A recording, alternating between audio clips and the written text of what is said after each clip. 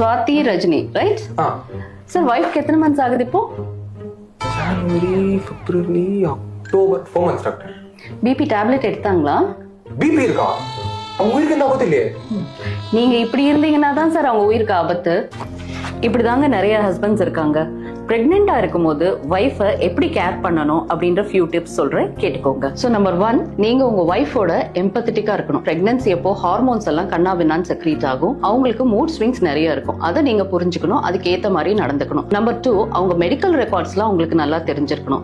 என்னென்ன மெடிசன் எடுக்கிறாங்க, எத்தனாவது மாசம், ஸ்கேன் ரிப்போர்ட் என்ன அலர்ஜிஸ் இருக்கு, வேக்சினேஷன் போட்டாங்களா, அடுத்த செக்அப் எப்போ, அண்ட் செக்அப் போகும்போது நீங்களும் கூட போகணும். டாக்டர் கிட்ட அவங்கள பத்தி நீங்க கேட்டு தெரிஞ்சுக்கணும். 3வது, வீட்டுக்கு போன உடனே மொபைலை எடுத்து வச்சுட்டு ஓரமா உட்காந்துராதீங்க. அன்னைக்கு என்ன நடந்தது, எப்படி ஃபீல் பண்றாங்க, சாப்பிட்டாங்களா, அப்பப்போ ஒரு கால் பண்ணி சாப்பிட்டீங்களா, என்ன எடுத்துக்கிட்டீங்க அப்படின்றத செக் பண்ணிக்கோங்க. 4வது, வீட்டு வேலைகள்ல கண்டிப்பா நீங்க ஹெல்ப் பண்ணணும். அண்ட் இந்த சமயத்துல அவங்களுக்கு கை கால் வலி, உடம்பு வலி இதெல்லாம் வரதுக்கு சான்சஸ் இருக்கு. அந்த மாதிரி சமயத்துல கை கால் பிடிச்சு விட்டாலும் தப்பு இல்லைங்க, கண்டிப்பா நீங்க பண்ணலாம். ஏன்னா அவங்க சுமக்கிறது உங்களோட குழந்தை, நீங்க ரெஸ்பான்சிபிளா கண்டிப்பா இருக்கணும்.